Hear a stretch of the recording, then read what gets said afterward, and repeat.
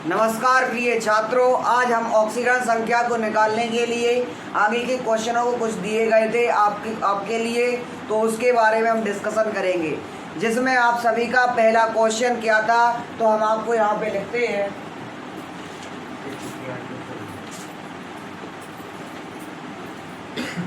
तो आप सभी को पहला क्वेश्चन क्या दिया गया था, K2Cr2O7, कुछ ऐसा क्वेश्चन था, ठीक है ना। तो आपको यहाँ पर किसकी ऑक्सीकरण संख्या, क्रोमियम की ऑक्सीकरण संख्या ज्ञात करने के लिए कहा गया था।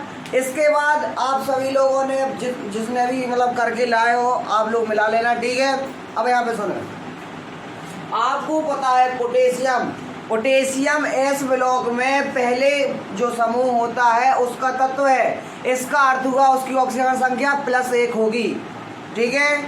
इसके बाद हम क्या करेंगे, कोई बात नहीं करेगा बीच में, और इसको हम नीले से लिखते हैं, ठीक है। तो यहाँ पे अपन क्या करेंगे, इसके बाद देखो स्टेप क्या होता है, माना इसकी ऑक्सीकरण, देखो जिसको याद करने इसको क्या करें, माना Cr2 की, Cr की वजह Cr2 की नहीं, Cr की ऑक्सीकरण संख्या x है, ठीक है। जी कचूरी है, मान लेना क्या x है। इतनी बात समझ में आई। इसके बाद क्या करना है, आपको क्या करना है, देखो यदि आपको हमारा दिक्कत कहाँ पे जाती है, प्रत्येक तत्व पकड़ो, उसको कंबाइन करो, बीच में चिन्ह कर लगा दो, कैसे धन का कैसे, के का कितना होता है +1 हो गया। अब ऐसा तो नहीं है अगर आपने 1 लिख दिया तो पहले आपको 1 अकेला नहीं लिखना है, ऑक्सीकरण संख्या को धन और ऋण चिन्ह से, भली धन है ना तो धन को भी दर्शाना पड़ता है, ठीक है। आपको वैसा अकेला नहीं लिखना है, ठीक है। इसके बाद तो आपको +1 इसका समझ में आ गया। इसके बाद अपन गुणा करेंगे किसका, 2 का, आपको इतना समझ में आ गया होगा। इसके बाद आपको पता है कि ये पूरा खत्म हो गया, फिर अपन लोग धन का, यानी यदि अपना एक परमाणु खत्म तो आपको धन का चिन्ह लगा देना है। इतना बात समझ में आई। अब सुना, अब यहाँ पे Cr2 आपने इसका x माना था, इसकी ऑक्सीकरण संख्या गुणन 2 कर दीजिए। इतना करने में किसी कोई दिक्कत, फिर इसके बाद धन लगा दे। O की कितनी होती है, -2 होती है, और 7 की कितनी होती है, 7 कर देते। बताओ, इतना करने में किसी कोई दिक्कत नहीं होनी चाहिए। जो कुछ हम बता रहे हैं बस उतना समझ में आना चाहिए। यदि आपको आता है तो यहाँ पे देखें, तुम जल्दी देखिए ना, जितना पूछो। अब सुना, तो इधर कितनी हो जाए है, धन की 2 हो जाए है, गुणा तो हम बताए हैं 2 1 2, ठीक है। फिर यहाँ पे 2x हो जाए, और यहाँ पे 2 7 14। इतना करने में किसी को कोई दिक्कत नहीं होनी चाहिए। इसके बाद सुना, धन के 2x बराबर, धन के 2 उस तरफ चले आएंगे तो 2x बराबर 12, वरना 14 में से 2 घट गए तुम्हें। अब सुनो, x बराबर कितना हो जाए, धन की, तो आपकी यहाँ पे देखो Cr2 की ऑक्सीकरण संख्या कितनी हो गई, धन के 6। तो आप सभी को यह समझ में आ गया होगा कि Cr की ऑक्सीकरण संख्या +6 है। यहाँ पे सुने, एक बार समझना हो तो समान देखो।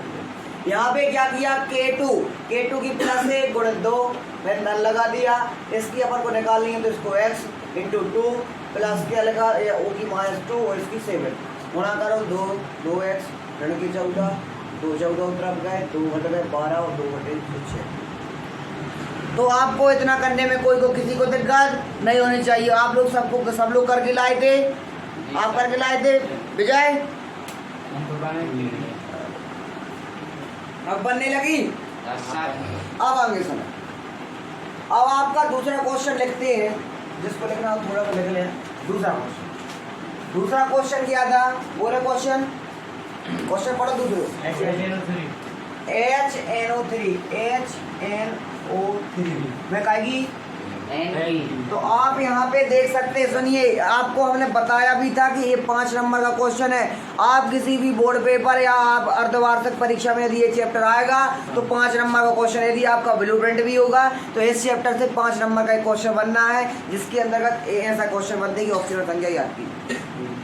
और एक और क्वेश्चन बनता है वो मानक हाइड्रोजन विभव का बनता है, इलेक्ट्रोड विभव का, तो वो भी हम उसको अच्छे तरीके से पढ़ाएंगे, ठीक है ना। तो आप सबसे पहले तो आपको यहाँ पर पढ़ना है कि इसकी ऑक्सीजन संख्या कैसे याद करें, ठीक है। तो सुने, कुछ ज़्यादा तो नहीं हो रहा, आराम से पढ़ाएं, कहीं अभी आप रिवीजन कर रहे हैं, रिवीजन यहाँ हमने करवा चुके हैं, अभी हम ऐसे आराम से नहीं पढ़ा रहे हैं। सुने, यहाँ पे आपको पता है हाइड्रोजन, आपको ये लिख लेना है कि नाइट्रोजन की जे एक्स है, ये कुछ भी है, ठीक है। तो यहाँ पे सुने, हाइड्रोजन की प्लस 1 है, कोष्टक बंद, धन।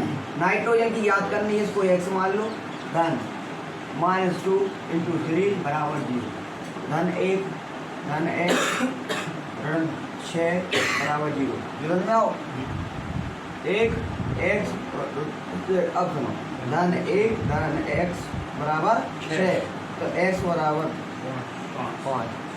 किसी को कोई दिक्कत नहीं होनी चाहिए। तो आपका उत्तर कितना आ गया, धन के 5। सबका आ रहा है उत्तर। इसके बाद अपन लोग दूसरा क्वेश्चन पढ़ते हैं। दूसरा पढ़ो,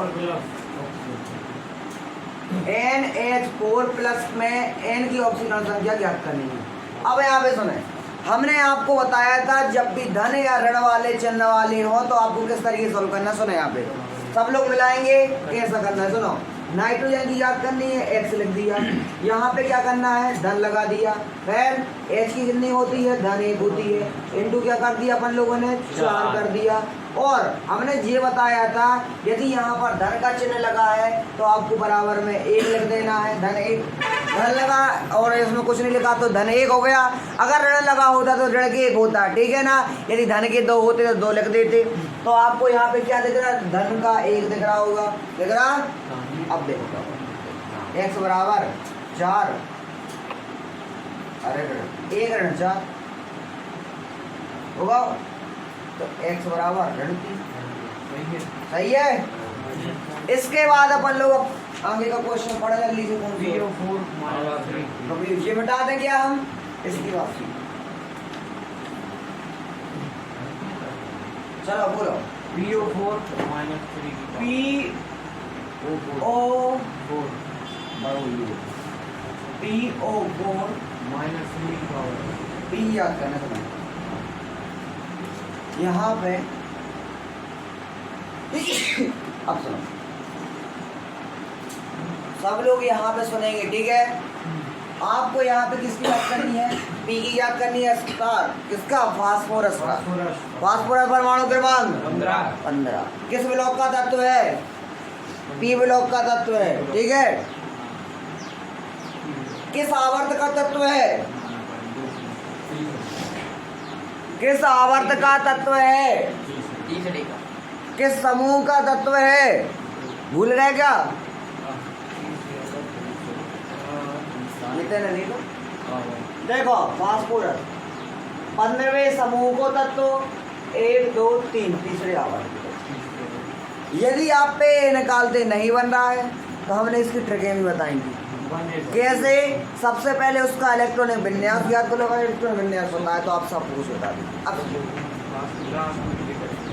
अब आप यहाँ पे सुने, यहाँ पर आपको फास्फोरस की याद करनी है तो सुने, फास्फोरस को x मान लें, कोई बात नहीं करेगा बीच में। यहाँ पे सुने, और फिर लगा दिया धन, फिर ऑक्सीजन की होती है कितनी, -2 इंटू कितने 4 = -3।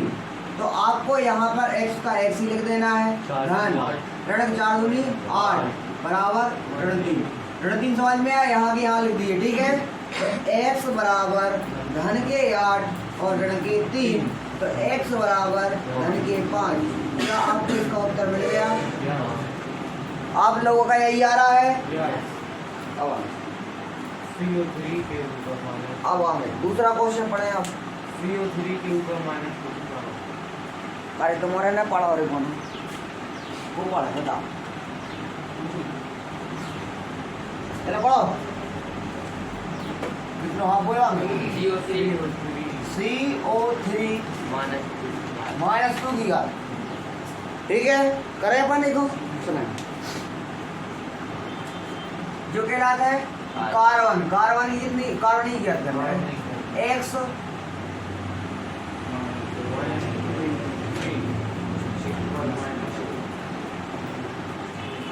ऋण 6 आ गए, उत्तर चौके धन के 6 ऋण 2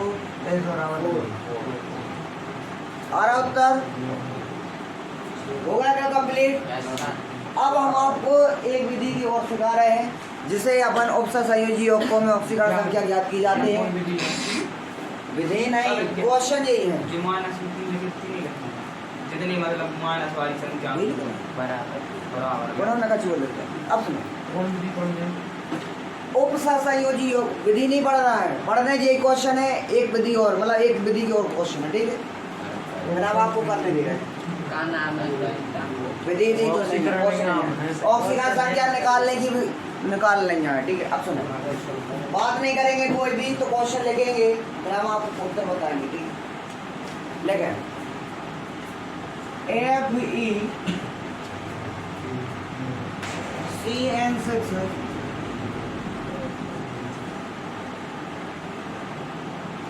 एक और हो जाए जलवायु बनाता हूँ CR when H2O, थोड़ी हम उपसर्ग संयोजी के बारे में आपको जानकारी देते हैं। इसको निकालते हैं होल सेट से और एक मिनट बाहर क्लास में यहाँ पर आपको CR की ऑप्शन आंसर जाता है। जल्दी आप लोग क्वेश्चन लिख लिया आपने, फिर इसके बाद हम आगे बता दें। सब लोग यहाँ पे देखेंगे, देखो पाउडर लगा लो, सुन रहे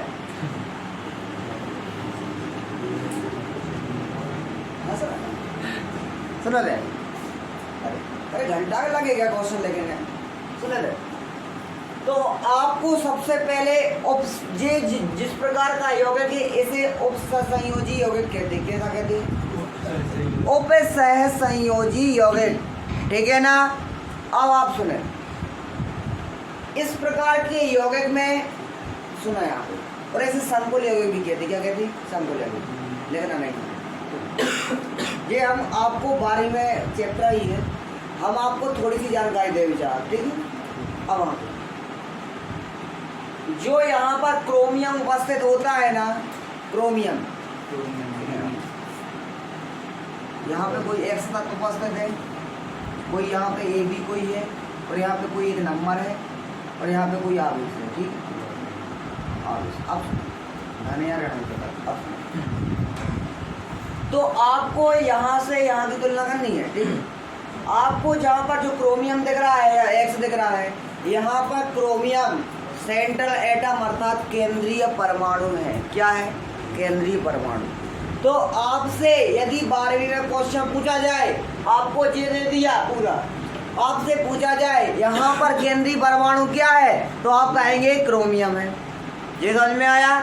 क्योंकि यहाँ पर जो उपस्थित होता है उसे हम क्या कहते हैं? केंद्रीय धातु परमाणु। और ये बात आप हमेशा ध्यान में रखें कि केंद्रीय धातु परमाणु पर हमेशा डी ब्लॉक का तत्व ही होता है। आप लोग यहाँ पे देख सकते हैं डी ब्लॉक का तत्व क्रोमियम है कि नहीं है? क्रोमियम का परमाणु क्रमांक कितना होता है?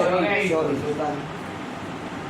आप यदि इसमें एक और उदाहरण दिया, उसमें आयरन केंद्रीय धातु परमाणु दिया है, इसका अर्थ हुआ कि डी ब्लॉक के तत्व अधिकतर क्या होते हैं? केंद्रीय धातु परमाणु।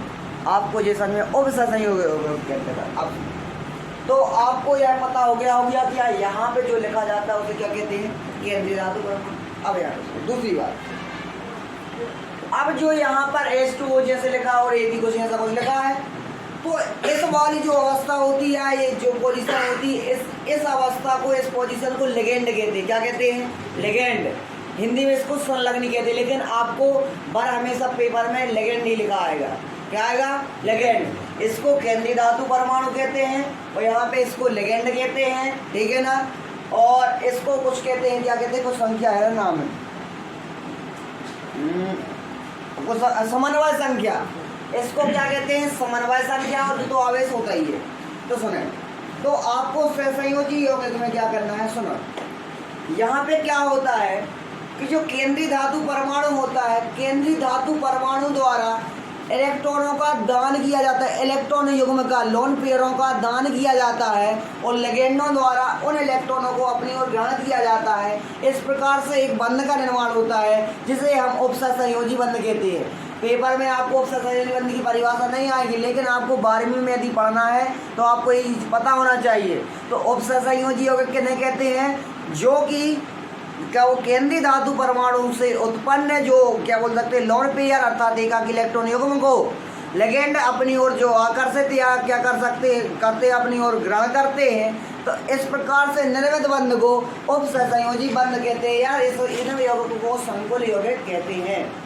ठीक है, इन यौगिकों को क्या कहते हैं? संकुल यौगिक। इसमें यहाँ पर केंद्रीय धातु परमाणु क्या है? क्रोमियम है, लिगेंड जल है और यहाँ पर समन्वय संख्या 6 उपस्थित है। ठीक है, अब आपको थोड़ी बहुत उपसहसंयोजी के बारे में जानकारी पता हो गई होगी।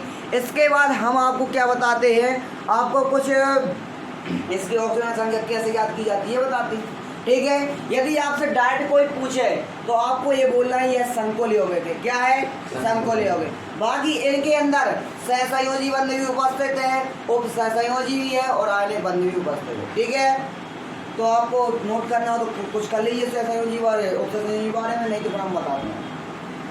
आपको आपके इसमें 2 उदाहरण दिए, हम आपको एक बताएंगे, दूसरा आपको करना है। ठीक है, जल्दी से।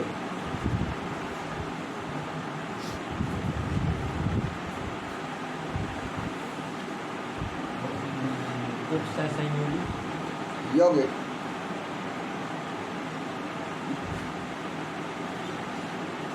आप भी नोट कर लीजिए। आपने नोट कर लिया क्या?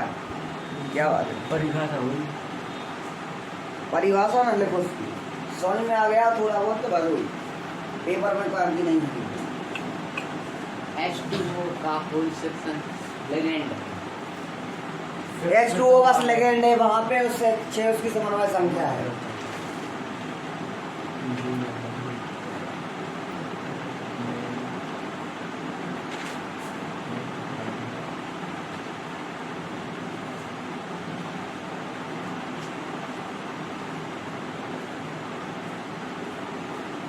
आज आप सभी को जो वहाँ पे गए थे कार्यक्रम में, सभी को नींद अच्छे से आई? बहुत ही बढ़िया तरीके से। हम तो सोए तो हमें पता ही नहीं चला, हम तो करो गए। ऐसे नींद आओ चाहिए, नींद के जो मजा है ना यही है मजा। सब नहीं आया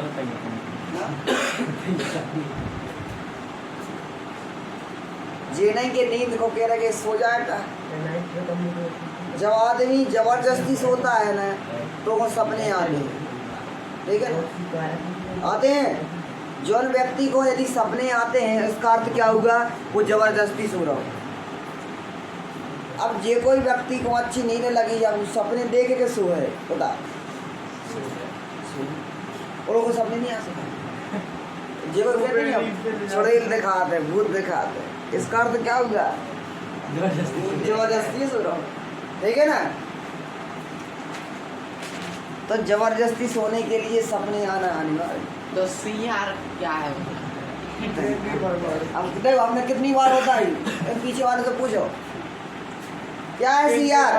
केंद्रीय धातु परमाणु। हम बार बार नहीं, देखो हमने आपको बताया कि हम आपको बार बार नहीं बताएंगे। यदि आपको क्वेश्चन पूछना है कुछ हटके पूछिए क्वेश्चन, हम आपको बताएंगे। यदि ना बताएं तो बात करिए। अब वही चीज़ को हम 10 बार बताए और अगर रटने का वो चीज़ को यदि आपको समझना है तो वो चीज़ को यदि आपने फर्स्ट बार यदि देख लिया समझ लिया तो आप कहूँ नहीं सकते। ठीक है, अब हम आगे बता रहे हैं, सब लोग यहाँ पे देखेंगे। हमें आशा है कि आप सभी ने लिख लिया होगा। ये क्या? अब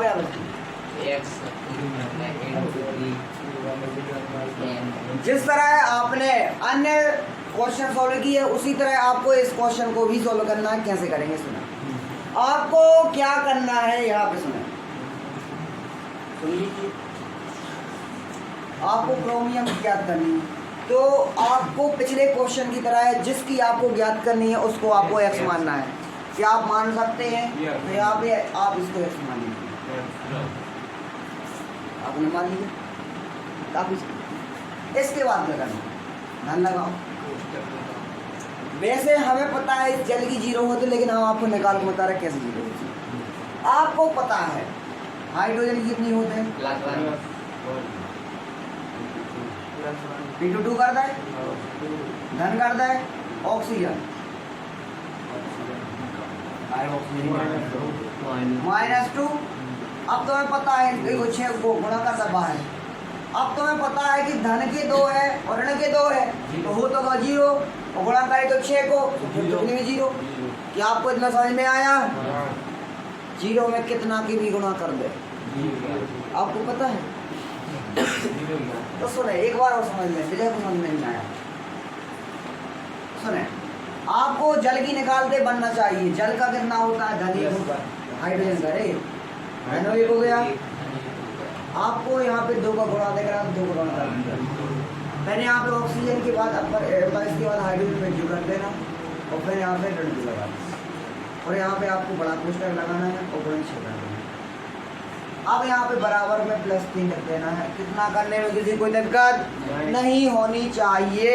अब यहाँ के आगे सुनो, x लिख दिया आपने, धन लिख दिया। अब यहाँ पे बताओ भैया 2 को गुणा धन 1 में करे तो कितने हुई है? हाँ यार, आप बहुत आगे जाएंगे। और ऋण का गुणा धन में करेंगे तो ऋण आएगा। क्या बात ऐसे मालूम हुआ? अच्छा अब सुनो, यहाँ में कितने हो जाएंगे? 0। तो x धन 0 गुणे 6 बराबर धन 3, तो x बराबर धन 2। क्या इतना करने में किसी को कोई दिक्कत नहीं? तो इसके बाद हम अगला क्वेश्चन दे रहे हैं, तो आपको करना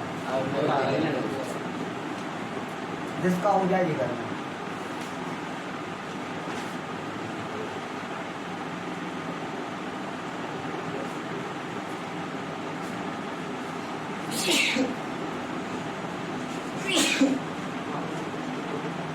आयरन की याद करना, जल्दी से करिए।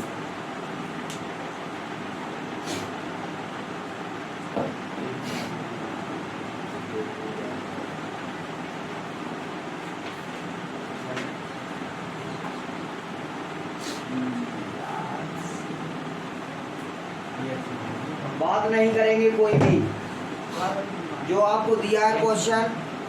और सुनिए, यदि आपको कार्बन की ऑक्सीजन संख्या नहीं बन रही है तो उसकी +4 लिखिए, और यदि आपको नाइट्रोजन की नहीं बन रही तो +5 लिखिए, ठीक है। और आप पे आगे का बन जाएगा क्वेश्चन। करें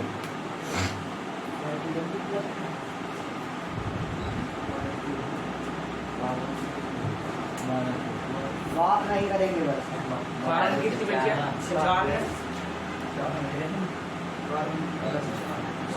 सॉरी नाइट्रोजन की -5 होगी और कार्बन की कितनी होगी? +4 होगी। करें बढ़िया याद करने।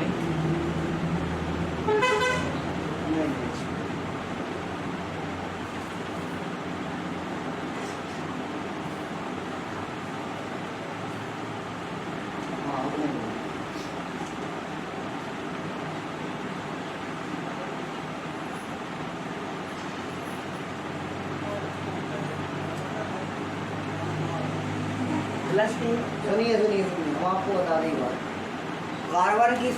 कार्बन की जो ऑक्सीजन संख्या होती है कितनी होती है? धन की 4 होती है। और नाइट्रोजन की जो ऑक्सीजन संख्या होती है कितनी होती है? बात नहीं करेगी कोई भी।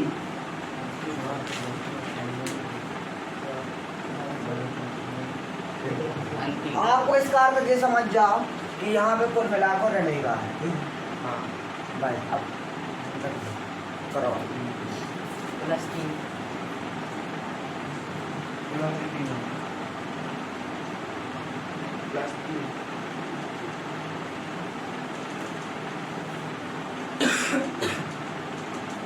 यदि आप पे जे वाले क्वेश्चन अटेम्प्ट करते बन गए, जे वाले नहीं वे वाले, आपको 5 नंबर पक्के हो गए चैप्टर में, ठीक है। 12वीं में थोड़ी सी समझ में आ, 12वीं में कुछ ऐसा समझ में आया, औरों की तुलना में आपको ऐसा समझ में आएगा।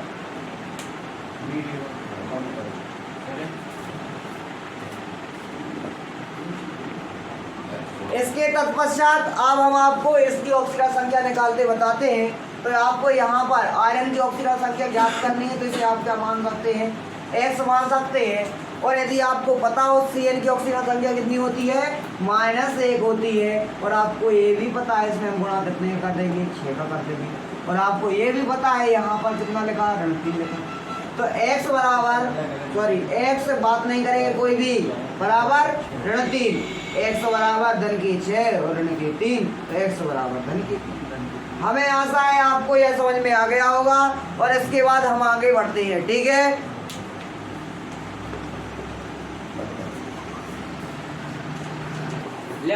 इसके तत्पश्चात हम संयोजकता और ऑक्सीकरण संख्या में अंतर पढ़ेंगे, ठीक है ना। तो आप लोग सभी लोग यहाँ पे देखें और हम आपको यहाँ पे समझाते हैं। तो आप सभी को सबसे पहले संयोजकता और ऑक्सीकरण संख्या में अंतर यदि करना है तो सबसे पहला अंतर आपको परिभाषा में कर सकते हैं। कैसे, आपको पता है संयोजकता किसे कहते हैं, तो किसी भी तत्व की संयोजकता, किसी भी तत्व की संयोजकता वह न्यूनतम संख्या होती है जो कि उसके अष्टक को पूर्ण करने के लिए आवश्यक होती है। तो आपको यहाँ पर आपको संयोजकता की परिभाषा लिख देनी है। और आपको ऑक्सीकरण की परिभाषा के अंतर्गत क्या लिखना है, तो आपको ऑक्सीकरण की परिभाषा के अंतर्गत क्या लिखना है, तो किसी भी परमाणु या अणु या किसी भी तत्व की ऑक्सीकरण संख्या वह संख्या होती है जो कि उसके आयन के ऊपर उपस्थित होती है, ठीक है। अब आगे सुनो।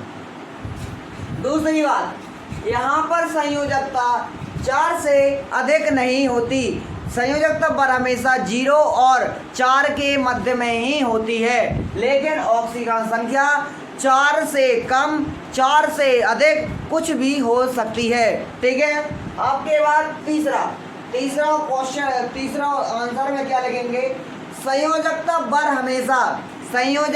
हमेशा धनात्मक होती है। और ऑक्सीकरण संख्या आप सभी ने देखा है धनात्मक भी होती है, ऋणात्मक भी होती है और 0 भी होती है, ठीक है ना। इसके बाद चौथा आपका क्या है, संयोजकता पर हमेशा पूर्णांक में होती है। क्या होती है, पूर्णांक में होती है। और ऑक्सीकरण संख्या कैसी होती है, दशमलव में भी हो सकती है, ठीक है ना। इसके बाद पांचवें पॉइंट में हमने क्या बताया था कि उत्कृष्ट गैसों की, केवल उत्कृष्ट गैसों को छोड़कर किसी भी तत्व की संयोजकता 0 नहीं होती है। लेकिन ऑक्सीकरण संख्या में ऐसा नहीं है, उत्कृष्ट गैसों के साथ साथ अन्य तत्वों की भी ऑक्सीकरण संख्या 0 हो सकती है। इसके बाद जैसे ही आप उसके उदाहरण में जाते हैं, आप छठवां अंतर इसमें उदाहरण में भी कर सकते हैं। उदाहरण में कैसा करेंगे, तो आप सभी को पता है जिस प्रकार कार्बन की संयोजकता कितनी होती है, 4 होती है और उसकी ऑक्सीकरण संख्या 4 होती है। हमें आशा है कि आपको समझ में आ गया हो गया, ठीक है।